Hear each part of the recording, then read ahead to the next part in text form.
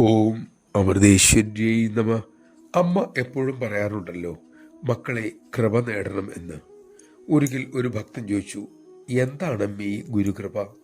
അമ്മ അരുളി, മക്കളെ, അത് ശരീര മനോ മണ്ഡലങ്ങൾക്കപ്പുറത്തു നിന്നും വരുന്നതാണ്. ഭക്തൻ തിരക്കി, എന്താ അമ്മേ സഹതാപവും കൃപയും തമ്മിലുള്ള വ്യത്യാസം? അമ്മ പ്രേമപൂർവം പറഞ്ഞു, മോനെ, കൃപ ഒരു സദ്ഗുരുവിൽ നിന്നും മാത്രം ലഭിക്കുന്ന ശരിയായ സഹായമാണ്.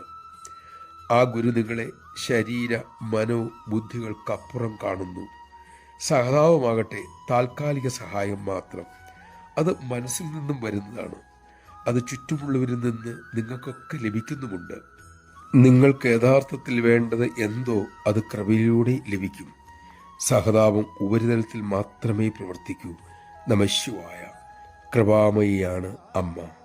നമുക്ക് വേണ്ടത് മാത്രമാണ് അമ്മ തരുന്നത് എന്നറിഞ്ഞ് ശാന്തമായിരിക്കാൻ നമുക്ക് സാധിക്കട്ടെ.